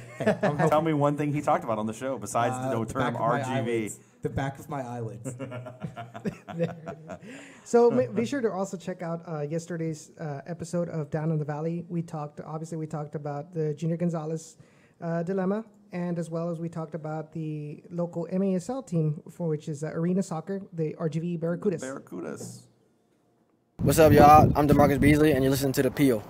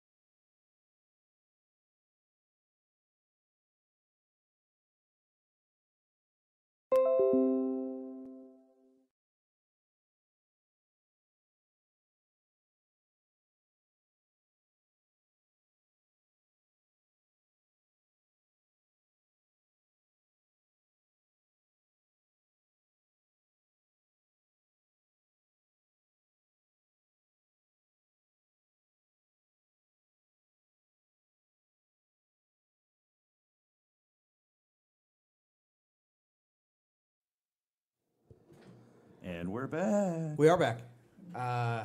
You're Rock and listening roll. To the Peel. Rock and roll. What if I was blue, like blues or jazz? What? What? I don't. You said let's rock and roll, but I'm like, what if we like? I know it was horrible. Oh, wow. That's what happens. That's what happens when I've been up since 3. Hashtag blame Justin. Oh, don't even. That was bad enough that you're now Butters. Like, that's how bad that was. Wow. So You wanted to talk things and expansion things. Okay, so See, it helped you remember. although I like the idea of Cincinnati coming into the league, I really do. Obviously, 2 of these 4 teams that we were talking about in our last segment are going to move up. There's kind of a pro-con, like devil's advocate type deal with the expansion. And you get, a lot of the comments that I was reading today after it came out that these were the 4 finalists for expansion for next year. Oh, well, MLS doesn't need to expand. The quality on the field isn't that good. There's not enough good players, blah, blah, blah. And to that I say, 1, you're an idiot. 2, yes, the talent may not be that good. But when you bring in a new team in a given area, that opens up academies, that opens up more roster spots. You're eventually going to get good enough talent because more talent's getting found. That's How effective it is, it's a different story. okay. But look at it. Out of how many people in this world? And there's one Messi. There's one Ronaldo. There's, Yeah. not every place is going to have a star like that. But if that area is not serviced, then you're never going to find anybody in that area. I mean, Christian Pulisic came from Hershey, Pennsylvania. The only thing to come out of there are chocolate bars. It's Yes.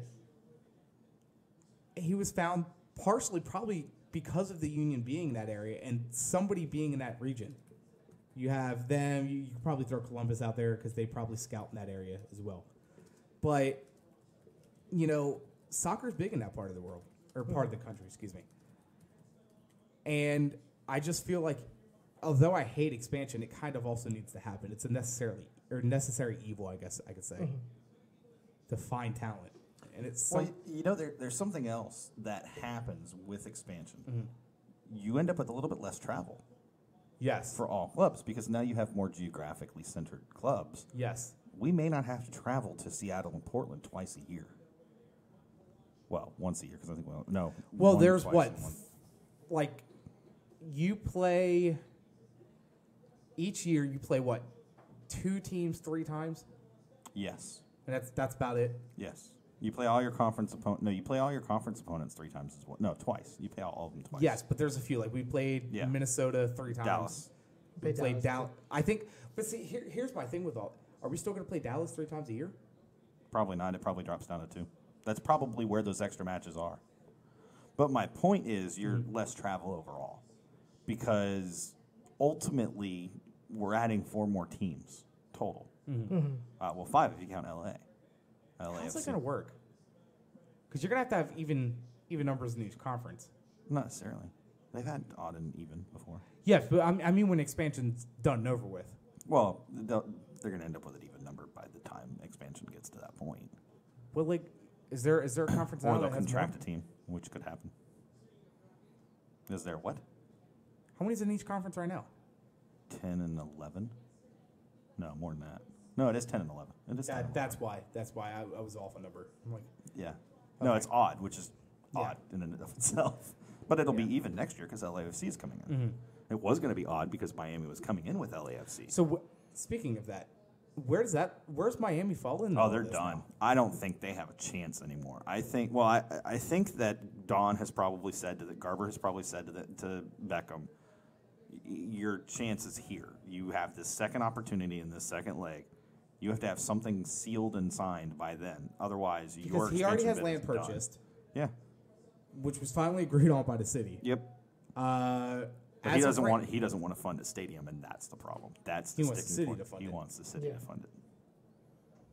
It's the same thing with Freeport and Austin. He can't tell me that his investment group does not have the money to fund a stadium. Oh, they absolutely have the money to fund a stadium. Just like AEG had the money to fund the stadium, and then they owned the stadium. They're making tons of money off that stadium. Dynamo's not. Is it still not owned anymore. by? No, AEG's not anymore because the Dynamo aren't because they're splitting it so many different ways between all their investors. But it was What do they have? 6? I think it's like 6. That sounds about right. Yeah, because I know it's De La Hoya, right? He's a minority owner. But he still gets Yeah. cut. Yeah, he still gets cut. So Gabriel Brenner, all of Brenner's associates, which you had the deer hunting guy. I can't remember what his name is. That's the only way I can remember who he is. Deer hunting guy. Let's see if I can find that. Oh my God, that is adorable.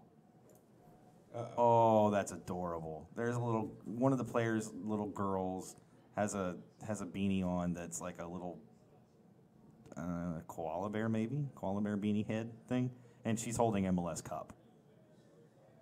Oh, that's really freaking cute. Somebody needs to get a picture of that and post it on Twitter. Real quick before I forget, I will have to try to get Josh to throw in some live interviews, and we'll throw them up on the Facebook page. I'll have him just straight upload them to the Peel's Google Drive, and then I'll have him check in live because he is going to the match tomorrow. Yeah, he is. His flight leaves at 5 a.m. He better tomorrow. freaking bring home an Western Conference Cup. Yeah, if not, he's fired. Well, I No, don't know he's about not. fired. Maybe relegated for half a season. Relegated. Relegated. He has to go. He's here we go. relegated. You know what? He's relegated to down in the valley for half a season. Right now it's 4. Did you not hear that at all? You I totally did. Okay, I I was going did. to say, wow, that was rude. Didn't even laugh at my joke. I did. I chuckled. Did you? I didn't hear it. You were so focused on what you were. Okay. According to Wikipedia, because it's probably one of the few places I could actually find this. Yeah, because we all know that's trustworthy. It's four owners: Gabriel Brenner, Oscar De La Hoya. It's Gabriel. Is it? Yes.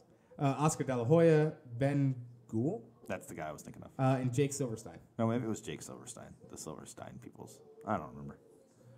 Yeah, but the thing is it's those are the like figurehead guys, right? But they have investment groups that were part of their purchase in as well, like especially Silverstein and Gould.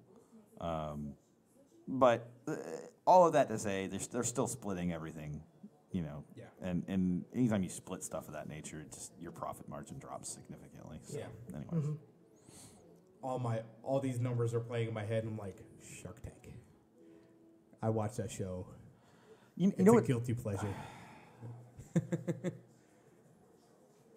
Mark Cuban.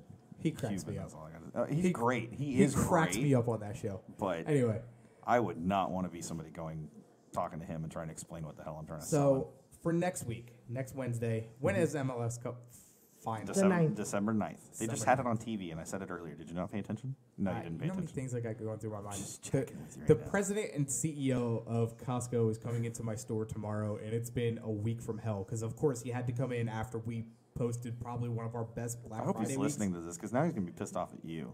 Yeah, well, probably not. Actually, you know what? He's probably rooting for Seattle because, number one, Costco tickets sell Seattle tickets. Or Sounders tickets. Costco sells them. Yes. Oh, that's Number two, they're headquartered in Issaquah, Washington, which isn't too far outside No, of it's not. Yeah, I actually Seattle. know where that's at. So they're probably all Sounders fans. Probably. So I'm probably going to get fired. So I want to throw If something Sounders out there. win. Drew Carey was here. Really? Yeah, he was here. And Is he a minority owner of Portland? yeah, no, not Portland, Seattle. Seattle. Oh. So he was here. Yeah. I haven't seen Drew Carey in years. And I was like, oh my God, it's Drew Carey. It was pretty cool. It was a good moment. It was great. But hopefully next week, I'm setting up next week's show in case you didn't know. Hopefully You're we planning have, a show next week? You were No. acting like if we didn't Wait, win, what we're not going day's to have a ninth show on? next week. What? What day's the 9th on? Like it's like 2 weeks. No. It's more than a week away. It's about a week and a half, no? It's Saturday next week. okay. Saturday. So, Oh, so of course they get a weekend match. right. Keep it less. So we will do a show on the 6th, Yes. depending on the outcome of this match. Uh-huh. I'm going to tell you guys now, if the worst happens tomorrow, Wednesday's show will not happen. If we do win, Wednesday's show will happen because we have to set up for the MLS Cup Final. Well, that's okay. He doesn't have to have a show. You know, we don't have to have the peel. Edson and I can do a down in the peel. Oh, what do you guys? Seems legit. Half devoted to RGV. God. Of course, I'm going to need you to leave some of the stuff here for that, but you know, no big deal. Partially because I think The it'd be a little. Peel, just in free edition. Oh, yes. I think it would be. I want that box set. I don't know if we could talk 2 hours about a loss and be okay with it. We wouldn't be talking about the loss. There's plenty of off-season said stuff that we if. can set up. That's true. I still think we should have it. We could reduce it down to an hour instead of 2 hours if you want. Okay, we'll see. But that's only if we lose. Yes. I don't expect to lose. No. I don't plan to lose. I plan to be here next week recording this damn show. Well, no, we're definitely going to be 8th wonder at that point. Are you sure? Yes. I've heard that before. No, we're not. Oh, okay, cool. Because You had to think about it. Next week's not going to be the week of hell. So, Well, you know what? the only thing I got going on is You my better check with 8th Wonder before you agree. The only to it. thing I got going on is my drunk birthday on Friday, and that's about it. Are you going to be here, Liam? You're going to be here watching on YouTube next week, even if we don't have a show? More power to you, brother. Yes. Drunk birthday Friday. Yes. Yes, Should yes. be fun. You should invite every Peel listener to come out. All 10 of them. What are you saying? I'm There's only joking. 7 on right now. I'm joking. But No, remember, we end up Speaking with of that, anywhere we from got 30 2 to more 60 listeners between now and then, Yeah. and you We could got- have a we got large a- turnout. we got 2 more minutes. With that being said, so I'm doing this birthday tour, or this brewery tour in Houston for my birthday. And the nice thing is you go to 6 different breweries. You get a flight at each brewery for $25. And it is all the profit goes to Mayor Turner's Hurricane Harvey Relief Fund. So, badass move by visithouston.com. Or it might be .gov, but I think it's .com. Go on there, check it out. You go to like Platypus, Eureka Heights, Town and City, and they throw St. Arnold's in there. But check it out. It's pretty cool. That's what I'm doing Friday. But next week, hopefully You we'll are have... really stretching this thing I know. out, man. I'm trying to get to Jesus. exactly 9 o'clock. We could have talked about something else. Hush. God. Be sure to check us out on Twitter at ThePeel05, Facebook ThePeel2005. Check out our website, ThePeelLive.com. Check our friends out over at DynamoTheory.com. Come on. And then every week, once we get it working, hopefully next week, check us out on KTXF-db, The Real, part of the Texas Sports Review Network. Go ahead and give this video a like and subscribe to our Take a channel. breath. Take a breath. Good. It's okay. Done. Got it. And we're out. Also, check us out on Google and Make Apple. sure to like And our Stitcher. video, like the channel, I already got that. subscribe to the channel. I already did that. Like our YouTube, Already our did that. Facebook page. I already did that. Oh, also, check us out on Stitcher now. We are on Stitcher. Stitcher. Yes. That's right. It is Don't 9 know if o'clock. this show's going to end up on there because I don't know if I'm going to podcast it. Yeah, because you're crap. No, I'm just kidding. That's fine. No, I understand. You got stuff. You got stressful things going on at work. Work sucks. Well, we can't all have wonderful jobs that let us work from home. Again. Till next week, guys. I'm Justin. I'm Edson. You're Butters. You're not Edson. What are you talking about? I'm Sean. I know you need to go, so I'm going to cut it out right here. Forever Orange. For Houston forever. Clink. Yeah. It was so dumb. Let's You go, could've just Dynamo. called it right there.